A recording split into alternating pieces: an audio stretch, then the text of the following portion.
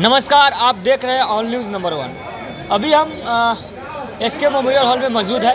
आज भाजपा के द्वारा आयोजित एसके मेमोरियल हॉल में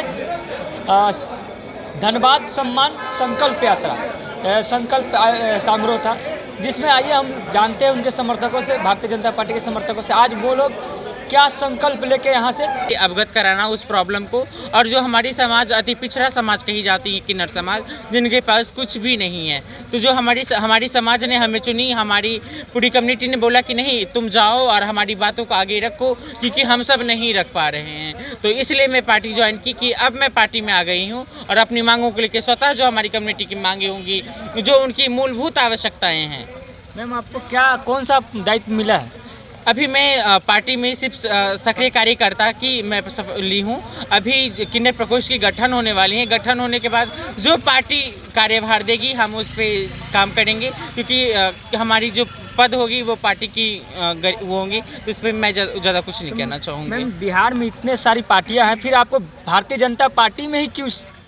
क्योंकि आज तक किन्नर समाज को क्या किया और पार्टी ने नचाने का काम। अगर बात करें आरजेडी पार्टी की, तो राबड़ी जी रही हैं, हमारी मुख्यमंत्री रही हैं, लालू जी रहे हैं, हमारे तेजस्वी भैया भी उप मुख्यमंत्री रहे हैं। बट आज तक कितने पार्टी हैं जो खुल के बोले जो हम किन्नर समुदाय का समर्थन करते हैं और किन्नर समुदाय के लिए प्रकोष्ठ का गठन कर रहे हैं, या किन्नर समाज को हमने जोड़ा? तक सिंगल नाम आप बता दीजिए। सिंगल नाम नहीं है, आज तक कोई किसी को नहीं जोड़ने का काम किया। बट हमारे माननीय मोदी जी के नेतृत्व में किन्नर समाज को राष्ट्रीय स्तर पर भी जोड़ने का काम किया गया। ट्रांसजेंडर प्रोटेक्शन एक्ट, ऐसे तमाम चीज़ों को लागू करवाया गया। किन्नर समुदाय के लिए हमेशा से हमारे प्रधानमंत्री जी सक्रिय रहे, कि उनको पता है कि किन्नर समुदाय भारत की अति पिछड़ा कम्युनिटी के लोग हैं, इनका भी विकास होना चाहिए। और उन्होंने एक नारा दिया था, सबका साथ, सबका विकास, सबका विश्वास। उसी में भरोसा है, बिल्कुल भरोसा है सर। तभी बिल्कुल उत्थान होगा, तभी हमने भाजपा ज्वाइन किया है, क्योंकि भाजपा ही वो पार्टी है जो किन्नर समाज के बारे में सोची और उत्थान जरूर करेगी। हमें अपने सम्राट भैया और माननीय प्रधानमंत्री जी पे पूरा भरोसा है। आप मैम पूरा आशीर्वाद दे रहे हैं, क्योंकि कहा जाता है कि किन्नर का आशीर्वाद जो होता है बहुत ही शुभ माना जाता है। अब देखिए, बात करें, अगर इसकी बात करें तो जिस दिन लव कुश रथ यात्रा निकली थी बिहार में, पटना भाजपा कार्यालय से पूरी बिहार घूमते गई थी, उस दिन भी हम 200-300 की संख्या में आए थे। हमने नाच गान करी, बधाई करी, और मैं अपने साथ 10 लोगों की टीम के साथ पूरी बिहार भ्रमण करते हुए 22 दिन में अयोध्या गई थी। अयोध्या में हमने रामलला को कहा था, राम जी कुछ तो दिखा चमत्कार, और हम लोग उससे ज़्यादा कुछ नहीं मांगे, आए और 2-3 दिन के बाद जो हुआ आपके सामने सत्ता है। फिर उसके बाद हम लोग गए हम सम्राट जी को बोलें कि देख लीजिए, हम उस दिन बोले थे आपको कि एक श्रीखंडी खड़ी हुई तो पूरा महाभारत बदल गया था। आज पूरा श्रीखंडी परिवार आपके साथ है। देखिए, आपका सत्ता आ गया, अब आप हमारे बारे में सोचिए। हम बधाई देने आए हैं और बधाई दे के उनको हम लोग वापस गए थे। मैम, अंतिम सवाल है, अभी जो है आपकी समाज की, किन्नर समुदाय के जो भी है, अभी शिक्षा की बहुत कमी है, वो लोग कहीं ना कहीं अशिक्षित है, तो शिक्षा पे क्या आपकी सोच है? देखिए, कहते हैं शिक्षा एक ऐसी आवाज़ है जिसको कोई दबा नहीं सकता। और अगर किसी भी लोगों की बात करें, किसी भी कम्युनिटी की, तो एजुकेशन मोस्ट इम्पॉर्टेंट है। जो पढ़े हैं वही बढ़े हैं, चाहे वो महिलाएं हो। एक टाइम हमारी महिलाएं भी वो शिक्षा दर उनकी कम थी, अशिक्षित थी, बहुत सारी डिस्क्रिमिनेशन थी। बट जो अपने आप को पढ़ी, सशक्त किया और उस समाज में आरक्षण के लिए भी लड़ी, सब कुछ की, और बहुत सशक्त है महिलाएं। सेम उसी तरीके से अब गवर्नमेंट भी ध्यान दे रही हैं।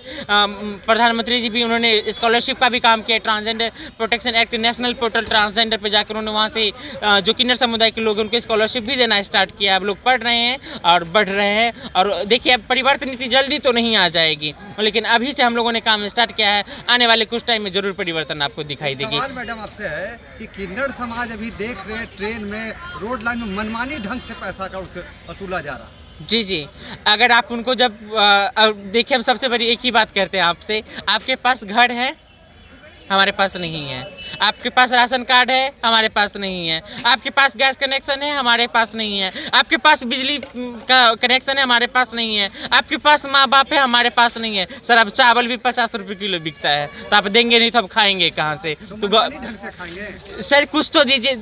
कोई ऐसा मनमानी नहीं होता इसमें। अगर आप 50 रुपये देते हैं तो 500 लोग खाने वाले। हमारे कम्युनिटी के बहुत सारे ऐसे बुजुर्ग भी हैं जो 70 साल 80 साल के हो गए, उनको कोई पेंशन नहीं दिया जाता। जैसे अभी हमारे झारखंड में जो हमारे गवर्नमेंट है, गवर्नमेंट झारखंड की, उन्होंने वहाँ पे पेंशन देना, पेंशन स्कीम लॉन्च की ट्रांसजेंडर के लिए। पेंशन मिले, बट ऐसा कुछ भी नहीं मिल रहा था। हमारी मजबूरी है कि हम आपसे मांगेंगे तभी हम खाएंगे। मैम, आप सरकार से मांग करते हैं आप सरकार से मांग करते हैं कि बिहार में भी लागू हो? बिल्कुल मांग करते हैं, बिल्कुल मांग करते हैं। हम इसीलिए पार्टी ज्वाइन किए हैं, कम्युनिटी ने हमें इसलिए भेजा है कि जाओ और तुम अब हमारी बातों को सरकार तक रखना। आपके एनजीओ का क्या नाम है? मेरे ऑर्गेनाइजेशन का नाम सबरंग रिश्ता है और मैं बीजेपी की सक्रिय कार्यकर्ता हूँ। क्या परिचय क्या है आपकी? अद्विका चौधरी, सबरंग रिश्ता फाउंडर, पटना, बिहार। चलिए, ये अजीविका चौधरी थे जो अपने समुदाय की जो प्रतिनिधित्व करती है। और साथ ही आप देख रहे हैं ऑनली न्यूज़ नंबर 1 अर्पित कुमार, पटना से। जल्द चुनाव होने वाली है केंद्र की, तो केंद्र सरकार की जो मोदी जी की देन थी कि विकसित भारत का संकल्प यात्रा जो अभी चल रही है, उसके तहत भी अभी भी गांव में बहुत सारे गरीब गुरबा जिनको मैंने समझ नहीं आता, वो गैस से वंचित है, अनाज से वंचित है, तो उन लोगों को हम लोग जगाते हैं। अभी एक पत्रकार बंधु पूछ रहे थे कि चलो गांव की ओर, आप क्यों कहते हैं जब इतना विश्वास है? तो विश्वास तो हमें है ही, लेकिन जो छूट गए हैं और उनको लाभ चाहिए, तो उनको जगाने के लिए हम लोग गांव की ओर चलते हैं कि वहां जाएंगे तो जीते। तेजस्वी यादव जी बोलते हैं कि बिहार में खेला होने वाला है, अब कौन खेला होने? देखिए, कहने वाले के लिए तो बहुत कुछ बोलते हैं, हर शब्द का दो अर्थ होता है, एक अच्छा एक बुरा, तो सोचने वाले पर निर्भर करता है कि आप क्या सोचते हैं। जीतन राम जी भी काफी नाराज हैं। ये हमारे जो अभिभावक लोग हैं ऊपर बैठे हुए हैं और वो तय करते हैं। कहने के लिए बहुत ऐसा तो हमसे नहीं वो कहे कि हम उसका जवाब दें, तो हमारे जो अभिभावक हैं वो गार्जियन हैं, वो सब चीज़ समझते हैं और समय दिखाएगा। कल आज जो हो रहा है, कल क्या वो आप सोच रहे थे कि कैसा एनडीए का सरकार बनेगा? और मांझी आरजेडी में जा रहे हैं। आपको सुनने में आया, मैंने पहले भी कहा, सुनने से कुछ नहीं होता, करने से होता है। जज्बा होनी चाहिए, दिखना चाहिए। सुनाने के लिए 24 में क्या होने जा रहा है? क्या? 24 में क्या होने जा रहा है? 24 में हम लोग मोदी जी को जिताकर फिर से ला रहे हैं। हैट्रिक लगेगा क्या? क्या? हैट्रिक लगेगा? हाँ। अच्छा, बेगूसराय की जनता को क्या कुछ कहेगा? आपने जो जिस क्षेत्र के हैं, कहीं ना कहीं आप वहाँ से देखते मेरे भी रहते हैं, क्या कुछ कहिएगा उन लोगों के लिए? उन लोग ऐसे भी बीजेपी में है बेगूसराय, और बीजेपी बेगूसराय क्रांति की धरती है। वो गंगा के तट पर बसी हुई है और श्री कृष्ण जी की कर्मभूमि है और दिनकर की जन्मभूमि, तो वहाँ से तो हम सीख लेते हैं। कुछ दिन पहले बेगूसराय का स्थापना दिवस हुआ था, मैंने उस स्थापना दिवस में कहा कि ये मेरा कर्मभूमि है, ससुराल मेरा बेगूसराय है और मैके मेरा मिथिला की धरती मधुबनी है, तो मैं वहाँ की बेटी हूँ, लेकिन कर्म से बेगूसराय मुझे पहचानते हैं। और 2002 से मैं पार्षद रही, अभी डिप्टी मेयर वहाँ की हूँ, तो बेगूसराय की धरती खुद क्रांतिकारी हैं और वो समझते हैं। वहाँ के छात्र का भी एक सवाल है, जब आप दिनकर जी की बात किए, दिनकर यूनिवर्सिटी कब बन के तैयार होगी? बनेगा, कोई चीज़ धरातल पर लाने में थोड़ा तो समय लगता है, क्योंकि तो वहाँ के छात्र का ही कहना है कि हमें दरभंगा जाना पड़ता है, LMNU में जाना पड़ता है। यदि हमारे घर में ये व्यवस्थाएं हो जाएगी तो हम घर में ही डिग्री प्राप्त कर लेंगे। नहीं, तो वो चीज़ चल रहा है और बहुत जल्द हम लोगों को भी लग रहा है कि बहुत जल्द ये सपना हम लोगों का साकार होगा कि बेगूसराय छोड़ के दूसरे डिस्ट्रिक्ट में नहीं जाना पड़ेगा। हम लोग लगा रहे हैं समय, लेकिन अभी तो हम लोगों का संकल्प जो है, सिर्फ एक ही चीज़ हम लोग देखते हैं कि मोदी जी को जीतकर फिर पटना की गद्दी को देना है, और जो मेरा अधूरा सपना है उसको पूरा धरातल पर दिखना चाहिए। इसलिए हम लोग गाँव की ओर भी जाते हैं। बहुत मातृशक्ति हैं जिनको लाभ चाहिए और लाभ नहीं मिला है, तो जगाने के लिए जाते हैं और वहाँ लाभ हम लोग पहुँचाएंगे। इसलिए तो हम कार्यकर्ता हैं, बीजेपी के कार्यकर्ता। मेरा नाम अनीता राय, मैं deputy mayor Begusarai. Thank you madam.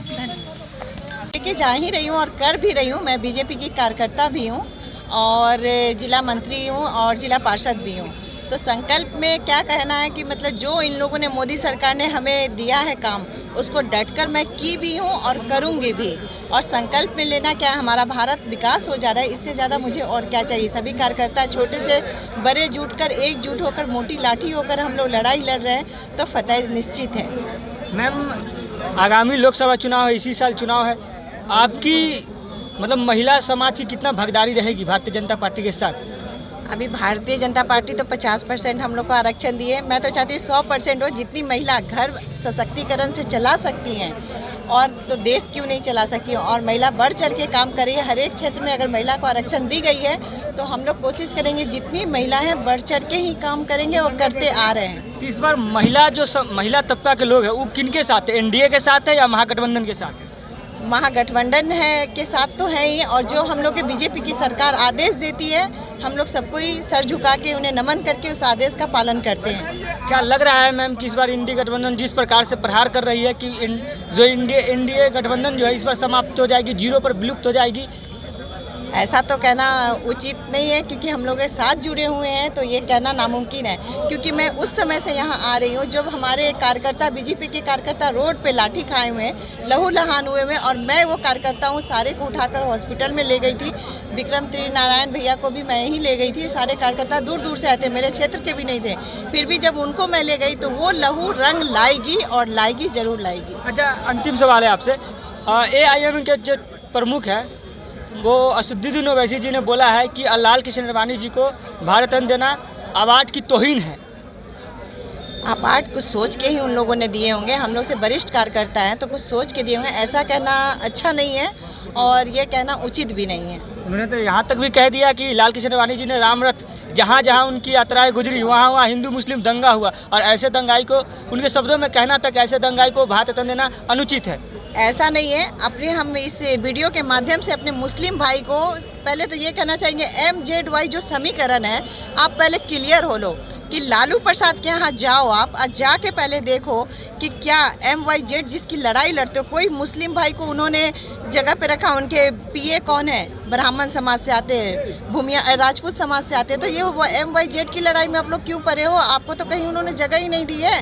आ जाओ बीजेपी में और आँख खोलो, देखो कि रियलिटी में जनता क्या काम कर रही है और बीजेपी आपके लिए क्या काम करे। किसी को उन्होंने काट छाट कर दी है क्या? मुस्लिम भाई को ये नहीं होना है, यादव भाई को ये नहीं होना है, ऐसा उन्होंने कहा?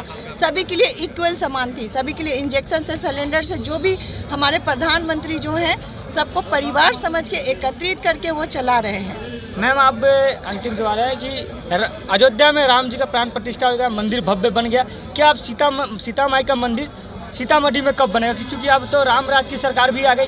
जो कहते थे आपकी पार्टी के लोग कि हम तो राम राज किए, आप एक बार मौका दीजिए फिर यहाँ भी बन जाता, कब तक बन जाएगा? देखिए, राम राज में जुटना और राम राज मंदिर बनना एक हिंदुत्व का ही धर्म नहीं है। जो हमारे सनातन धर्म डूबते जा रहे हैं, क्या बच्चे लोग क्या हैं, क्रैकर्स, होली में दिवालियाँ पीकर नाचते गाते हैं, और जो हमारे पूर्वज शुरू से फगुआ गाना, ये सब जो स्टार्ट किए हैं, उसको लाने की कोशिश बीजेपी कर रही है। हिंदू और मुस्लिम, बाबरी मस्जिद और मस्जिद की यहाँ पे बात, मंदिर की बात यहाँ पे नहीं हो रही है। बात हो रही है हमारे जो युवा वर्ग लोग गलत रास्ते पे जा रहे हैं, मोबाइल की इधर जा रहे हैं, बहुत सारी ऐसी प्रक्रिया में जा रहे हैं, उनको खींचकर सनातन धर्म की तरफ लाने की कोशिश कर रहे हैं। परिचय बताइए। मैं राजपुर जिला पार्षद रेशमा कुमारी हुई। सर, आज आप धन्यवाद सम्मान संकल्प समारोह में आए हुए थे, आज यहाँ से क्या संकल्प लेके जा रहे हैं? आज संकल्प लेके हम जा रहे हैं और पूरे बिहार और हिंदुस्तान की जनता संकल्प ले रहा है कि जब तक पूरे हिंदुस्तान में मोदी सरकार नहीं आएगा तब तक इस कायाकल्प हिंदुस्तान का होने वाला नहीं है। सर, तो मोदी सरकार तो अभी है ही सर। उसके बाद फिर जो आपका 24 में चुनाव है, पूरे हिंदुस्तान की जनता ने संकल्प ले रखा है कि हम लोग पूर्ण बहुमत से, यानी इस 400 के पार मोदी को हम पहुंचाएंगे, अपार बहुमत से उसको जिताएंगे। लेकिन एक तरफ इंडिया गठबंधन के नेता लोग बोले कि इस बार जीरो पर आउट करेंगे। सर, इंडिया गठबंधन का नेता कोई रह ही नहीं गया। अगर रहता तो ये बीच में भगदड़ नहीं होती। इंडिया गठबंधन है ही नहीं, सबसे बड़ा गठबंधन है मोदी गठबंधन, भाजपा गठबंधन। तो लग रहा है कि अब डबल इंजन की सरकार आ गई है बिहार में, कितना विकास होगा? विकास जब भाजपा के साथ सरकार रही, विकास होते रहा, और भाजपा अकेले भी रहेगी तो विकास करते रहेगी। सर, तो लॉ एंड ऑर्डर जो है बिहार में पूरा चरमरा गई है, पूरा ध्वस्त हो गई है। रात दिन रंगदारी, लूट खसोट, भ्रष्टाचार, बलात्कार पर बलात्कार हो रहा है। इसको कितना दिन में कंट्रोल करना? उसी को कंट्रोल करने के लिए तो ये जो सरकार के साथ माननीय मुख्यमंत्री नीतीश कुमार जी आए, और ये दोनों मिलकर बिहार में जो जितना भ्रष्टाचार है उसका खात्मा होगा। तेजस्वी यादव जी कह रहे हैं कि कुछ खत्मा नहीं होगा, हमने जो किया उसी पर रहेंगे। वो सबका अपना अपना मुंह है, जो मन में आवे वो बोल ले, उसमें किसी को कोई रोकने वाला। जनता देख रही है कितनी बड़ी हत्याएं, लूट, अपहरण, शोषण, दोहन, बलात्कार होते रहा है। सर, तो अभी जो युवाओं के हित में क्या किया जाएगा? जो युवाओं इतना बेरोजगार घूम रहे हैं, अब रोजगार मिलेगा, नियुक्ति पत्र फिर से बटेगा, या पुराना ही नियुक्ति पत्र में जो ले हो गया जो हो गए? नहीं, युवाओं को रोजगार मिलेगा, फिर नया नियुक्ति पत्र बटेगा, फिर से